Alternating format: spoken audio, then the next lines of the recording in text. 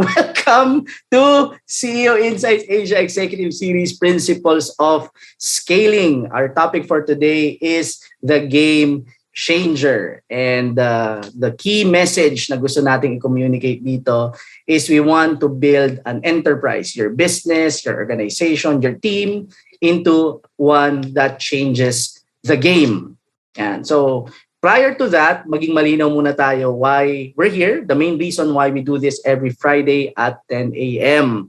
It is to install DNA principles that scale organizations. What we want are for the participants dito and later on for the viewers and the listeners of the podcast to be able to extract either an idea or a principle that they can immediately apply in your day-to-day operations. Yun yung pinaka-value added natin dito sa session na to, right? So, for the month of January, we'll be focusing on purpose. Yan ang theme natin for the next 4 weeks, infusing ideas that build lasting companies. And in the coming weeks, we'll be talking about world-class business principles, business practices, and business people. So week 1, pag-uusapan natin later is about the game changer. Ano ba ang game changer? And then second, how to be one. And then next week, we'll talk about the learning nexus or what we call the learning hub or the learning organization. How do you turn your organization into one that is constantly learning and spreading that learning to other businesses na gagawin natin? Okay, and the third week, we'll talk about the innovation network.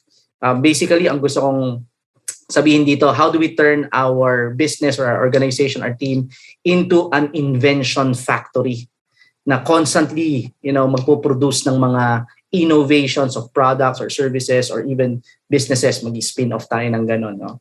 And next, the fourth week is about, kung third week is about building an invention factory, the fourth week is about building a leadership factory. Yung constantly yung enterprise natin nanganganak ng leaders. Yan ang tututukan natin for the month of January. Okay, a few announcements before we formally begin. First, if you missed this session and the whole series sa multiplier, you can watch the live replay sa YouTube channel natin. You can listen to Spotify and the Facebook pages natin na Bounce Back Network. Powered tayo ng Bounce Back PH. Every Saturday at 8 p.m. ang live replay. Nandito ang ating CEO, si Nico Viray. Ayan. And we are on Google Podcast as well. Okay, next. Officially, nag-launch na tayo ng circle meetings natin.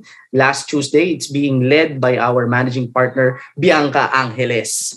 Yan. So what we talk about here, this is all about instruction, sharing the principles. Now, the circle meetings are designed to intensify the principles by having that discussion. Kasi okay makinig, okay magbasa ng libro, walang problema ron. Do that.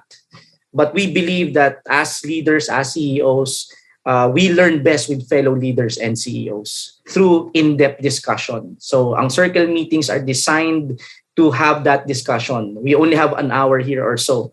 Hindi pa nga natin minamaximize yun. No? So we want the circle meeting to be the place where people or the fellow CEOs can discuss their insights. Meron tayong reading na ginagawa ng ating mga fellow circle builder. So that will be the basis of our discussion. And a last announcement, mamayang gabi na to. Ayan na. So January 7 at 7 p.m., we are honored to kick off the new year with Steve C., founder and CEO of Great Deals E-Commerce Corp. So this for the official members lang ito, no? We will be having him to talk about how to build an e-commerce empire. So if you're not part of a CEO circle, I have no idea why. And if you're not yet an official member, I really have no idea why. So yan ang mga privileges of being part of the network. All right. So with that, agenda na tayo. Ano ba mga pag-uusapan natin ngayon? First, we'll talk about game changers. Ano ba ang mga game changer? What do we mean by that? Let's align on the definition of game changer. Then we'll talk about the top inventions. Next, we'll talk about the anatomy of game-changing innovation. Medyo technical to, but don't worry, we'll be practical after yan. Okay, so I need you to bear with me as I walk you through the journey of building a game-changing enterprise with my personal experience as the case study.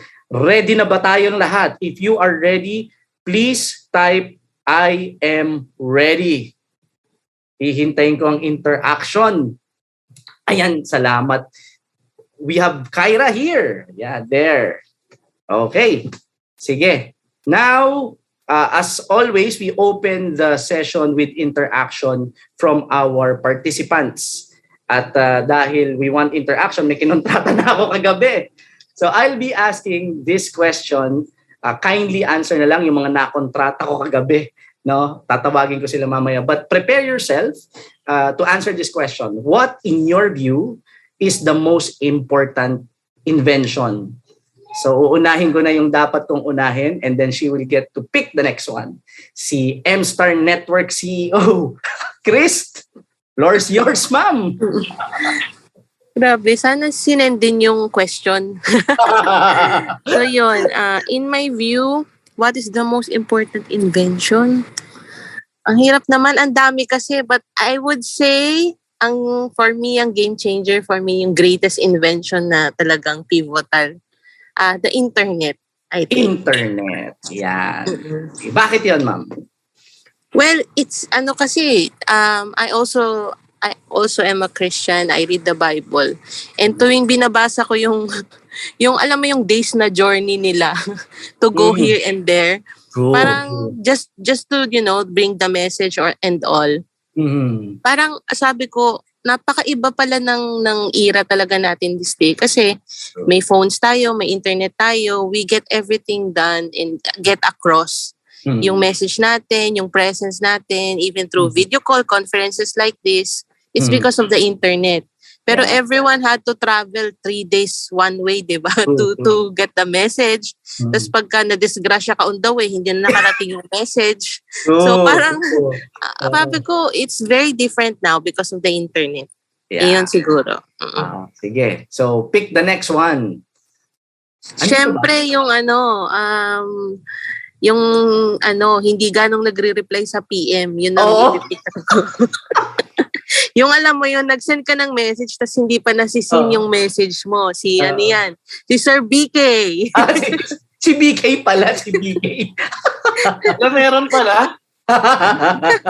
Teka. Sorry. Check ko. Sorry, ma'am. Sorry. Anyway, good morning. Good morning, everyone. Ayun, so para sa akin, wala nasabi na yung internet eh. Iba naman. Pero sinabi ni Ma'am Chris, no? Totoo naman yun. Siguro, besides internet, para sa akin is learning materials, books. Books, Para sa akin, is important invention yung books kasi you have the ability to learn from a person even though wala na siya dito. Example, Napoleon Hill. Wala na si Napoleon Hill dito, but I'm still learning from that guy. Kasi dahil sa mga materials na ginawa niya sa books niya, sa Think and Grow Rich, wala akong access kay Robert Kiyosaki, wala ako sa United States. And let's say, if kunwari kung nandito siya, wala akong time and resources to attend his seminars, I can read it through his books. No? So, para sa akin, that's the most important invention, books. Alright, sige. Last person, si kaibigang oso natin, CEO of Romano Philippines, Mr. Errol Ginto. Good morning. Kaibigang oso talaga, sir. Good morning po, everyone. Para sa akin, pinaka-useful or parang breathtaking ba na invention is throughout history. Yung wheel, gulong. No, sir. Nung una siya na-invento, madami siyang applications from transport, from Roman, yung ng Roman transport dati nagagamit. Then doon na nagsimula na nung una ma-discover yung power ng bilog. Diba? Efficient siya for transport tas hanggang sa ginamit siya for rotational hydroelectric power. Ayan. Civil engineer nga pala. Yes sir. Yeah, yung mga ganong application parang yung mismong shape ng bilog yung mismong shape ng bilog na na-integrate sa wheel. Yun yung napakalaking invention na nagpa-progress ng natin technology. Alright. Yeah. Thank you CEOs. Sige, lumalabas nga no. Mamaya na kay Mel yung pagiging chemist niya baka lumabas mamaya. But anyway, thank you so much for those insights. I did also ask the people inside our home kung para sa kanila ano yung greatest invention or most important invention. So, ang sagot ng aking asawa, ang pinakamamahal kong asawa na si Tidoy ay wet wipes. And I asked her, she said, basta. Okay, so wala na tayong conversation doon. Pag sinabi niya ganun, tapos na yung usapan. Basta for her, it's wet wipes. Right? And then I asked my mother-in-law, no, for her, it's electricity. Sabi niya, because it powered everything. I'm not going to details no kung ano yung impact nito. You know that no, we are actually enjoying the benefits of these inventions. And it was mentioned ako as an educator, no, nagturo tayo elementary, high school at college. Lumabas yung pagiging educator ko dito na sabi ko, I believe it's the alphabet, diba? Or the written language, one of the greatest invention. I think it's a pointless debate kung ano yung sasabihin na mas importante yan kasi it's an ecosystem. So, but we believe that these are inventions that really change the world. Hence, we can safely say that these are game-changing innovations or game-changing inventions. Tama? So, I also did a study, no? What do we mean when we talk about or what do we mean when we say this is a game changer?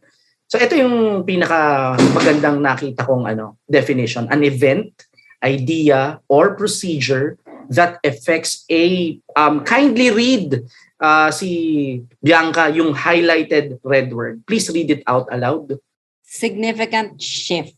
Yes, significant shift, and the operating word is significant. Okay, there is a significant shift in the current manner, the status quo of doing or thinking about something. It doesn't just change a bit, it changes a lot, if not the current situation. So I studied kung ano yung mga top inventions of history. Ang dami basically. But ito yung mga recurring na inventions na lumalabas, and I just pick a few. Ang number one is the wheel. So I don't have to. Salamat Sir Errol for explaining it. Hindi ko na kailangan explain bakit, di ba? But this is one of the most important inventions mankind has ever created. And the wheel. Next is the first Google. Before Google, there was the printing press, and it democratized information in their era. Yan ang unang-unang Google, no? They gave access to reading materials that were once for the privileged only. There. What else? The telephone, diba? One of the inventions that pre-internet. The pre-internet means of communication is the telephone. Of course, the Mac. Obviously, hindi yan the Mac, but the computer. Wag na natin pag-usapan anong naging impact niyan. But obviously, we're using it right now. It's a part of who we are. Even in our day-to-day lives, hindi na tayo maka-function ngayon without computer. Okay? Internet, binanggit na rin ni Ma'am Chris, no? This really changed a lot, the whole world, literally, because of internet. And ngayon ito, hindi pa siya masyadong mainstream right now, but 3D printing. Okay, so 3D printing, you basically design something in your computer and it will be printed as a physical object. So hindi pa natin medyo normal yan ngayon, no? But probably in the next 3 to 5 years, magiging normal na ang 3D printing. Right? So these are game-changing inventions. And in relation to our topic today, if these inventions change the world, the known world, let's talk about companies that change the world as we know it. Diba? Why just focus on invention? Why not focus on the source, which are the companies that created these inventions. So ano-ano yung mga game-changing companies? Number one is Ford. Yan, the birth of the Industrial Revolution. Sabi ni Henry Ford in the Model T, di ba? Sabi niya na, I want to democratize the automobile. It's like basically, he was the Elon Musk of the 1900s. Ngayon si Elon Musk, ang gusto niya, I want to colonize Mars. I want to make it normal for a person with a decent job to go to space. Na para sa atin, that's crazy. Well, that was what people thought of kay Henry Ford when he said na I want to democratize automobile. And when he did, na obsolete ang kabayo. Dati, you have a horse as your as an animal to carry your transportation, to make it faster, you add another one.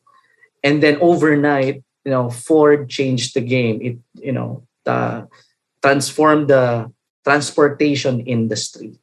And Walt Disney, from the first feature animated film, yung sa Snow White, and obviously to theme park, diba? So something personal, when we got married, kaming mag-asawa, we spent the first year kaming mag-asawa lang kasi sabi ni Tidoy, gusto niya ako masolo, diba? Yes! Please put that on record.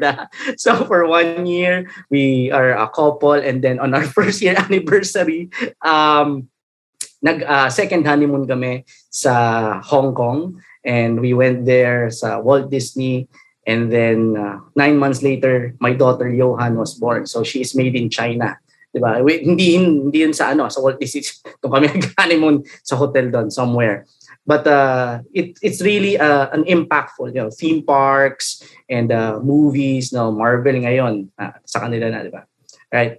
What else? Of course, Netflix. Before, if you want to watch your favorite movie or your favorite TV series, you have to be in a certain day, in a certain time, in a certain place. Well, with Netflix, that's not the case anymore. In fact, right now, nagba-binge watching ako ng Cobra Kai. Nostalgic. Thank you, Tito J, sa season 1, tapos na tayo. Anyway, so that's what Netflix did.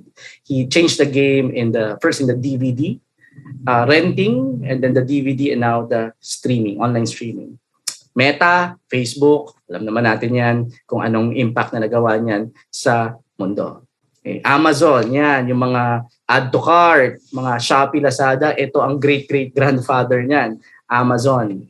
Diba? The delivery and birthed an ecosystem around Amazon. There.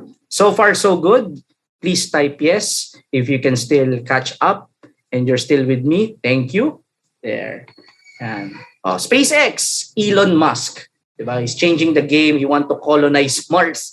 Diba? Siguro yung mga apo natin, diba? Interplanetary living na ang mangyayari siguro in the next 10-15 years. Yan. Sana buhay pa tayo nun. No? Diba? All right. And of course, Google. Diba? Ito talaga, providing access to the world's information in just one click. Yan. So maraming salamat Google at nakapasa tayo sa college. Yan. Kung wala ang Google, nako, when we were doing our research, you have to be in a physical library. No? Talagang pupunta ka doon sa library to cite. When we were doing our term papers, you have to really visit the libraries and look for the index card. Remember index card? Alam ni Mel to. Yan. Alam ni Mel to. You have to look at sa ambang aisle ito, and then you have to look for the book, and then when you got the book, you have to open it and actually read it so that you can cite some sources. Pero ngayon, because of Google, you can actually just type in the link as your footnote. So those are game-changing innovations. So magpa-park muna tayo konti. Let's talk about the anatomy of game-changing innovation. How does change work when it comes to game-changing enterprises? Paano ba ito nangyayari? It happens actually in 6 phases. There's a book entitled Bold, written by Peter Diamandis and Stephen Kohler. It was written 2015, and sabi dito, how to go big, create wealth, and impact the world. Peter Diamandis is not well known in the mainstream, but he's one of the well-respected innovators sa Silicon Valley. I forgot the school na meron siya, no? But he talked in this he spoke about this book wrote in this book about the 6 Ds of game-changing innovations. 6 Ds kasi it starts with, all of them starts with letter D. No? Then these are the phases of change, right? So exponential change. So let's go deep dive now. The first D is digitize. And once something is digitized, naging digital na siya, it enables exponential growth. Bakit? Kasi digital information is easy to access, easy to share, and easy to spread. And it spreads as fast as the internet. Diba? Pag something is already digital na, ang dali nang ipasa, ang dali nang ma-access. And with Google, with the search engines na meron tayo, you can actually get it anytime you want, anywhere in the world. So that's the first phase. And after something becomes digitized, it goes into a deceptive phase. Hindi pa natin kagad na-detect yung exponential growth kasi according to Moore's law, and for a quick recap, Moore's law is discovered by Gordon Moore, one of the founders of Intel. And he discovered that technology doubles every 12 to 18 months. So case in point, an example of Gordon Moore's law doubling every 8 to 16 months, doubling every 12 to 18 months is the memory card. I remember ang memory card back then in the phone, hindi pa smartphone, is 1 MB. And then 2 MB, and then 4 MB, and then before you have a 32 MB na memory card, big time ka na kasi ang mahal nun. And we were discussing about 10 years ago, sabi namin, aanin mo yung 1 terabyte, di ba? Kasi back then, ang pinakamalaki was, I believe, 5 gigabyte pa lang. No? Sabi, anong gagawin mo sa terabyte? Kasya na doon buong bahay mo sa memory. Di ba? But now, what's a terabyte? Di ba?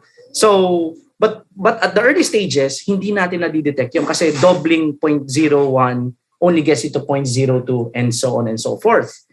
But it happens quickly once it breaks into the whole number barrier. Kasi yung 1 quickly becomes 32, and then 32, before you know it, becomes 32,000. And when it's done with the deceptive phase, it now becomes disruptive.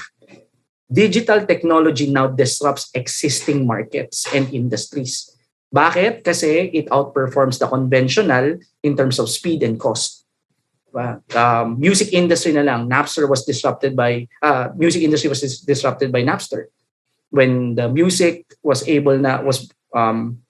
digitized and you can now download music, anong nangyayari?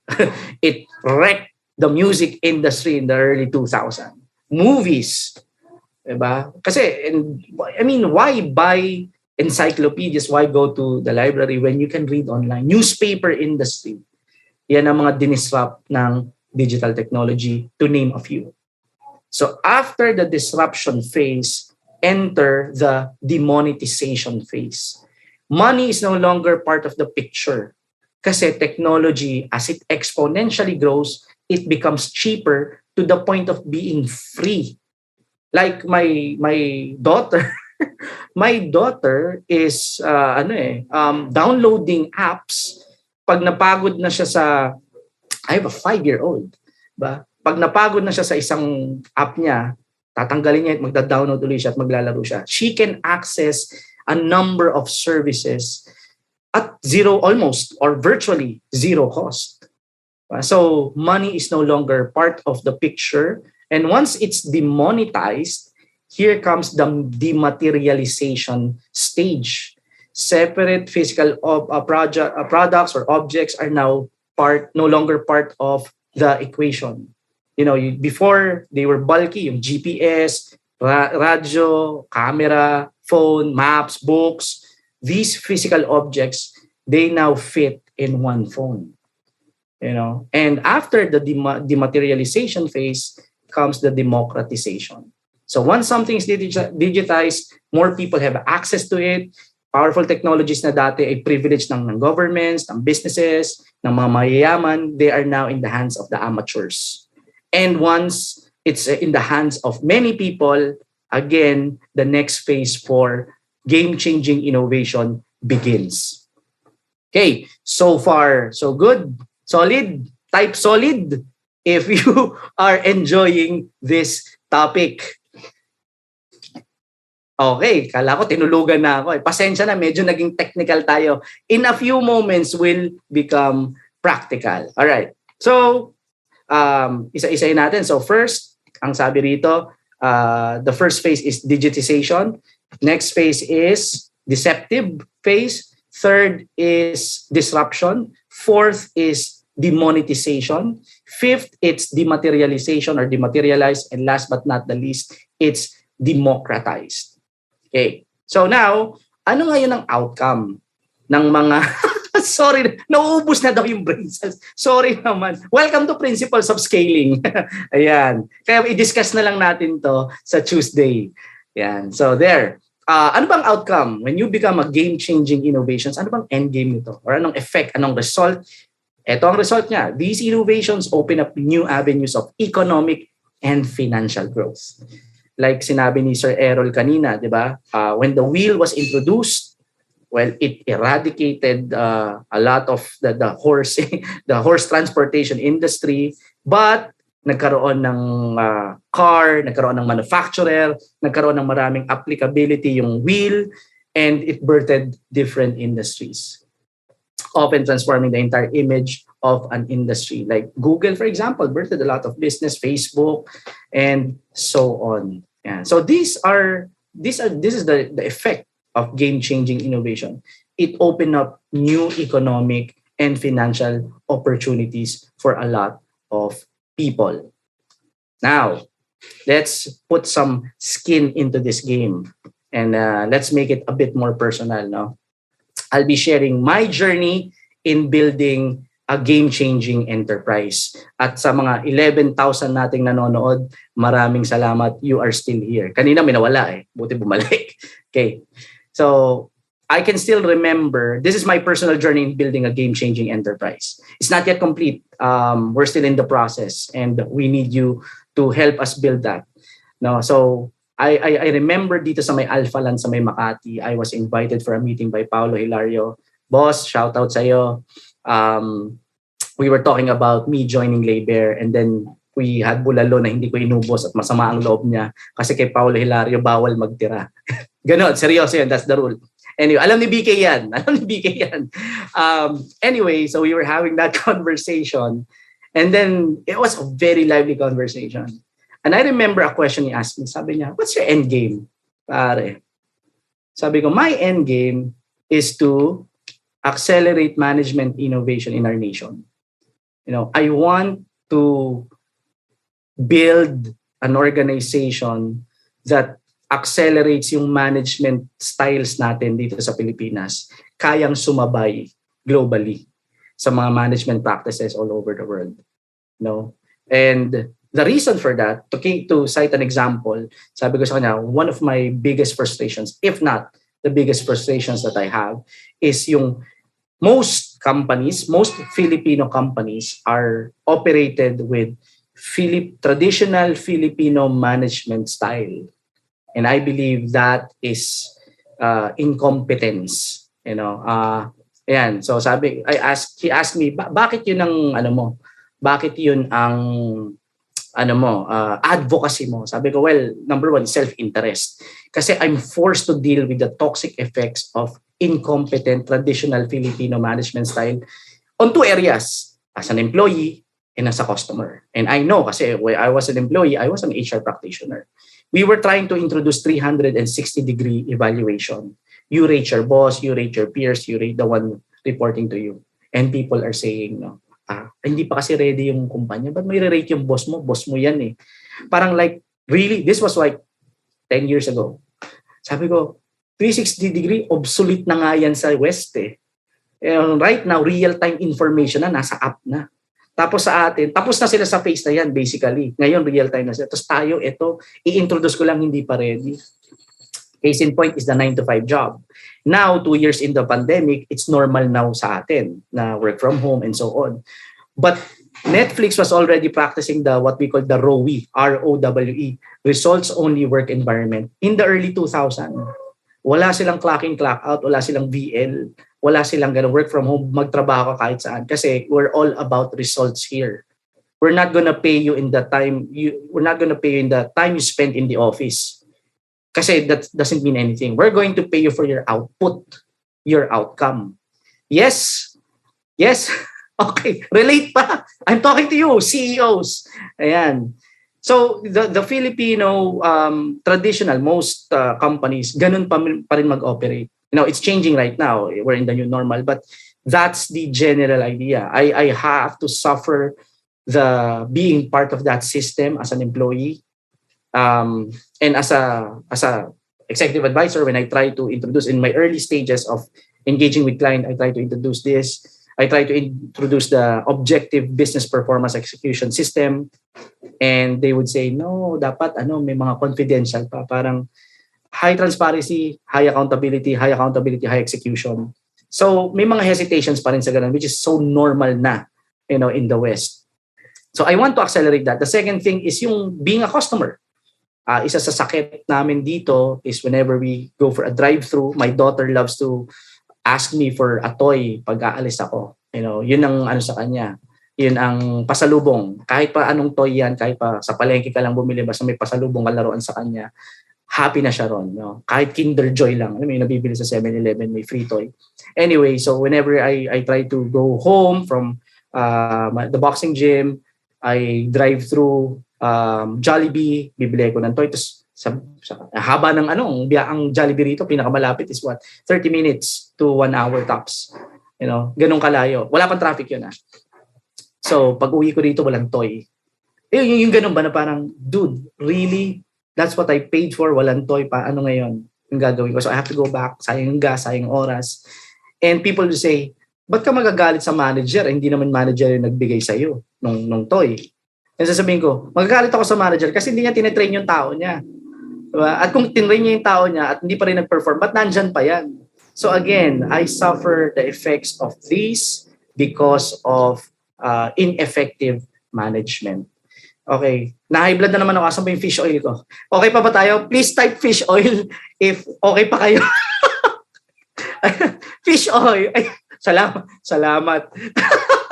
Okay. So the second thing is this is what I call the change the world mindset. And this is the practical one. This is an enlightened self-interest. We love to talk about this kami ni BK, the enlightened self-interest. I help you because it benefits me also.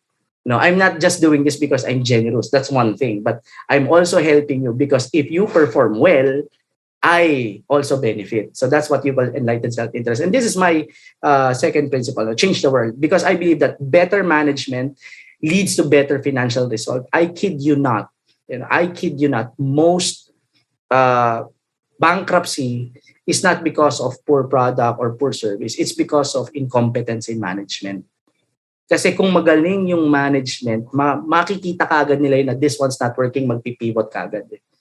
Or where we did something wrong, we apologize, we fix it. But organizations break down because of ineffective management. Now, I think I quoted something, I posted something in my Facebook page na if you give a great product to a bad if you give a bad product to a good management team, they will eventually turn it into a great one. But if you give a great product to a bad management team, they will eventually kill it soon enough. Okay? So, yun yung natin. Yun yung better management leads to better financial result. Yun yung pinaniniwalaan natin. And imagine if you get to influence, manage businesses, the leaders, change the leader. The fastest way to change an organization is for the leaders to lead the change. You change the leader, they become better. They become better at managing. They get better performance, financial performance.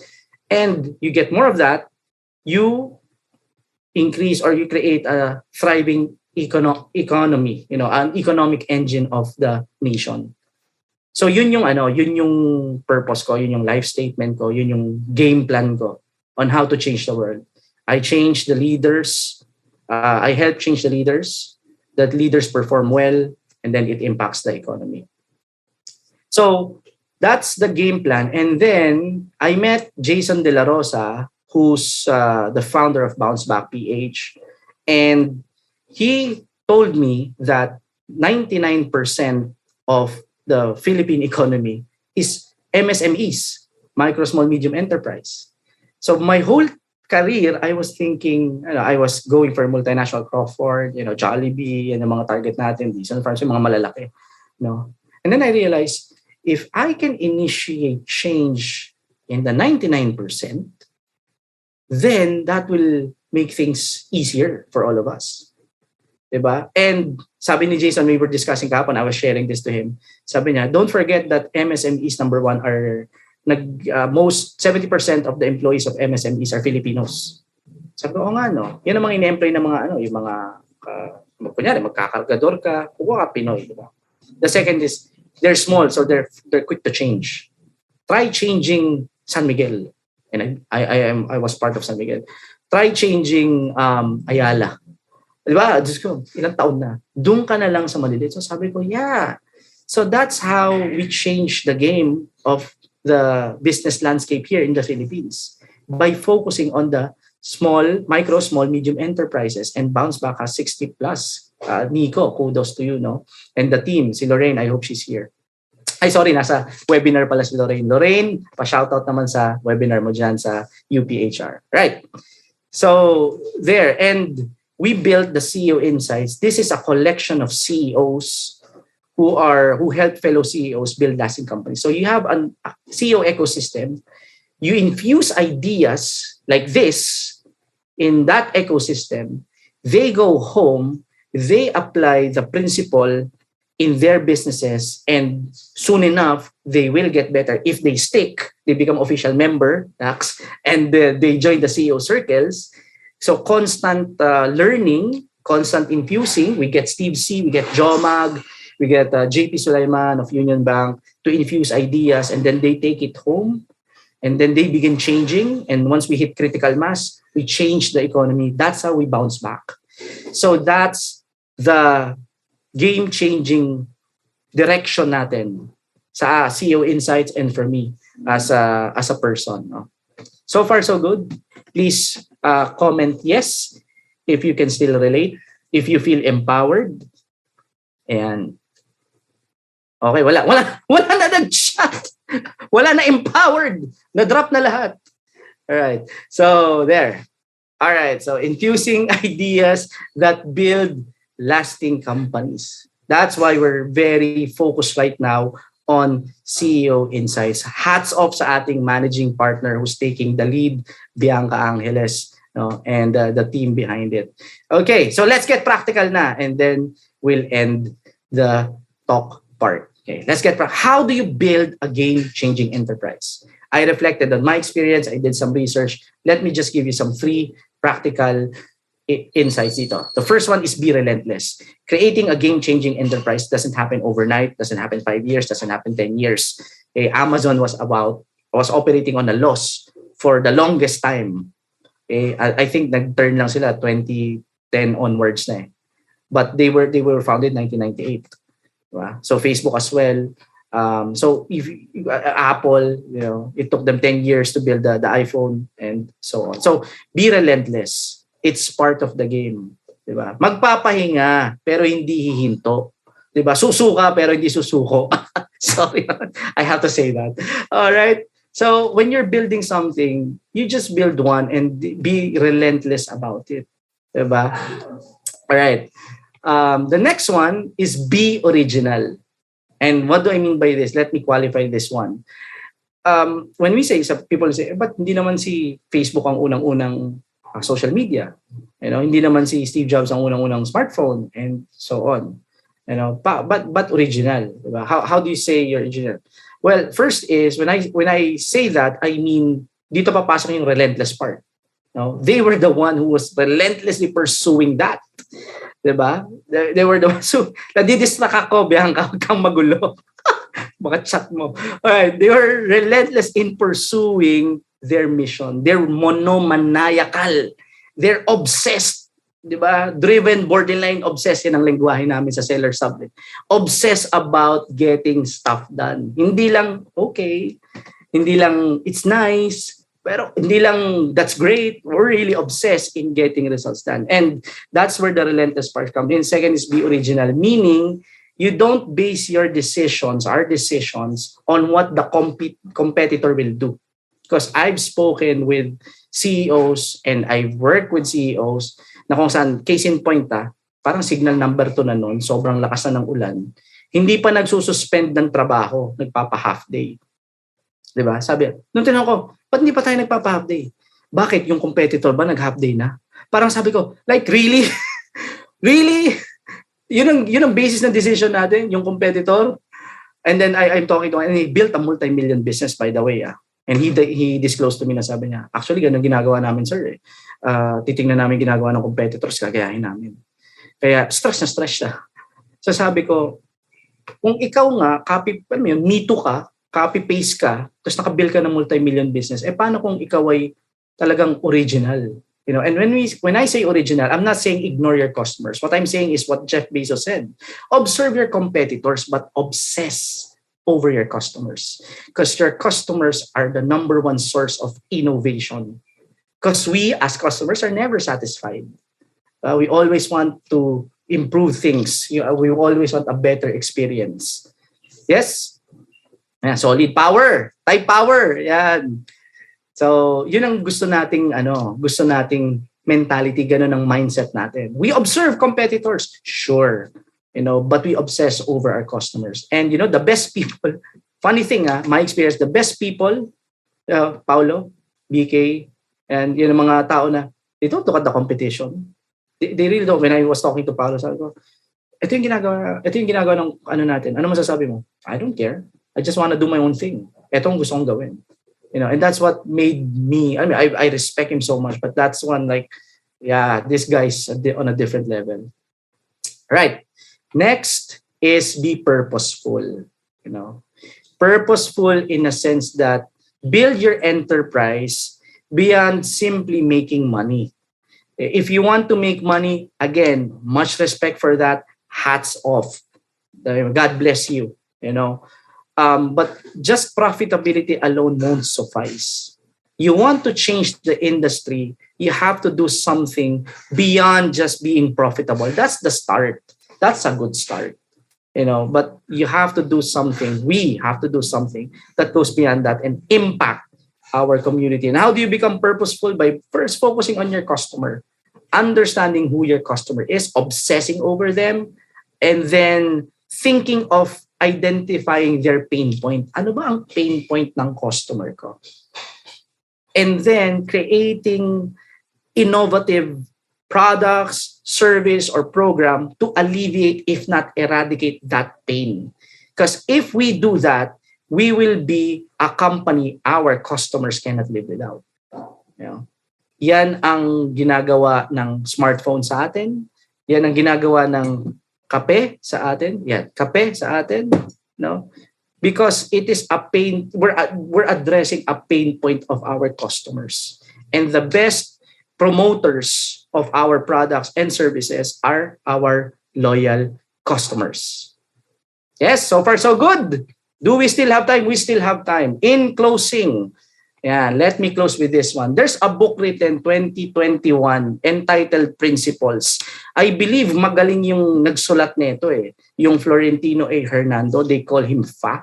Magaling yung nagsulat nito, pero mas magaling yung co-author niya, yung Bianca Angeles. Managing partner ata yun ng CEO Insights. Anyway, ang mga contributing author, mga Jason De La Rosa lang naman, 'di ba? Si Alfonso at saka si Amanda ng Shopits at ng Cosmic. Anyway, so bigla nagka-camera. Bigla lumabas yung mukha. All right, so in this book we wrote about dreaming big. And there was a phrase there that we said, if it's possible, you think too small. Flying was impossible once. Going to space was impossible once. So if it's possible, you're thinking too small. So with that, I will close this section and open the floor for Q&A. Right? So, ito yung question natin. What key insight made you think deeply? And what key action are you going to do this week to turn your business into a game-changing enterprise?